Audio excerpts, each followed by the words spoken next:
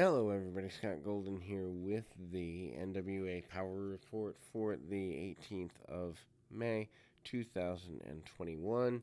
NWA continues to be one of the better programs in wrestling, period, just from the sake of what a wrestling program could be, should be, and often ought to be, even though they have a much smaller roster with much less known names in a lot of cases.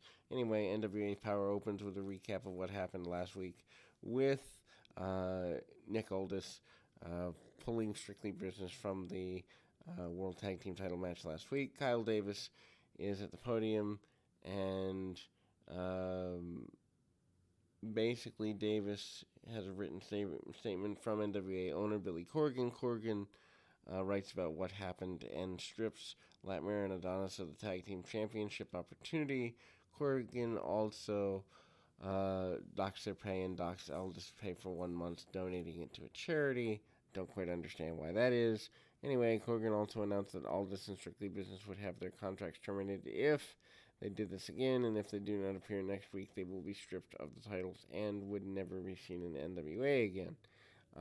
That's pretty aggressive, but at least it tells a story. In light of the angle from last week, they saw the show suddenly go off the air with no main event, and that's a decent follow-up, I guess. Corgan worked the babyface owner, and that wasn't going to be pushed around, and let them know that he's the one in charge, which is a good sign to get things over.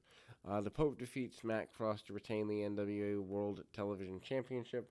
Decent match from both guys here, and Pope needs only 3 matches to get a chance at the NWA Heavyweight Championship because of the Lucky 7 stipulation. Cross and Pope go with basic arm drags to open the match. Cross does a drop kick. Pope hits the ropes. Cross goes for the cross body, no pun intended, and Pope hits a power slam for his trouble. Pope goes for vertical suplex, but Cross hits a neck breaker. Pope dodges an attack and sends Cross to the apron. Cross hits pump kick and a suicide dive on Pope. Hey, 1 dive in a show doesn't bother me. 17 does. Cross goes for a shooting star press, but Pope rolls out of the way. He rolls the incorrect way, and then Pope hits the Elijah Express pinfall win. Pope is still your television champion. NWA Tag Team Championship, Aaron Stevens and Crotus defeat Fred Rosser and Marshy Rockette. I don't know. Stevens and Rosser start the match. Crotus is hesitant to tag into the match, but he basically takes everyone out when he finally does tag in. And hesitation to make the tag was put back on Curtis. Curtis waits for the tag, and Rosser is in an abdominal stretch. Curtis argues with Steven. Rockette tags in, and that doesn't work out well for him. Curtis eventually comes in because, or just eventually tags out because he's injured, and Stevens hits a DDT.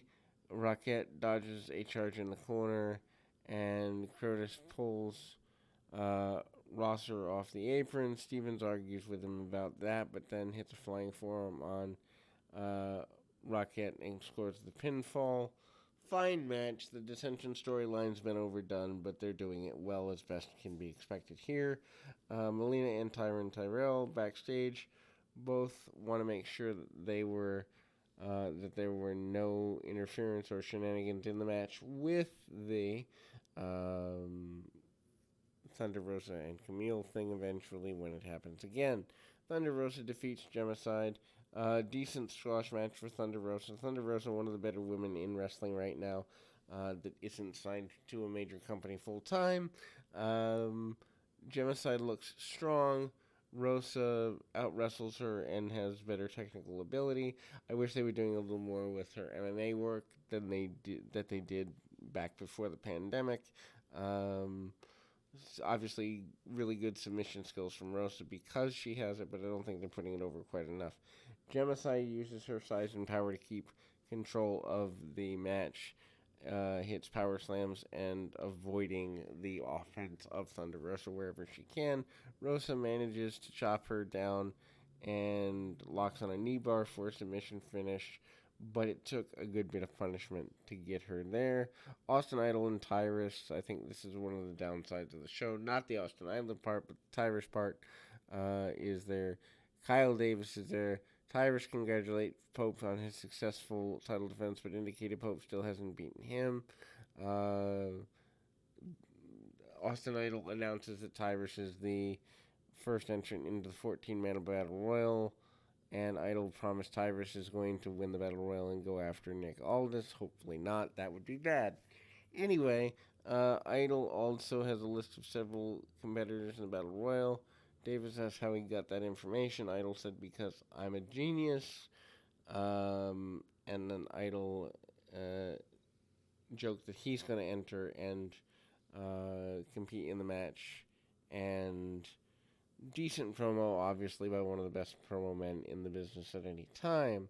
Your main event of the program, War Kings, Crimson and Jack Stane defeat the End, Paro and Odison to become the number one contenders for the Tag Team Championship. Bad finish, but we'll get there in a second. Odison and Crimson start in the ring. The End quickly takes advantage with a few double team moves, known for power. They were a big deal in Evolve and also a big deal in FIP for quite a while. Crimson manages to hit an exploder suplex on Odison, tags out to Jack Stane. War Kings showed experience with some big moves on Odison.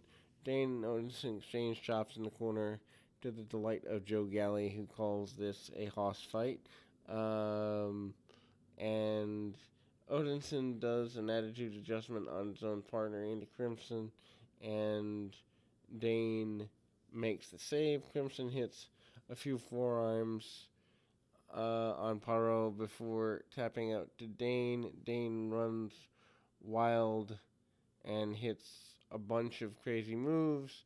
Dane hits a suplex, and Crimson comes off the top of the flying elbow on Odinson. Odinson kicks out, but the ref counts anyway.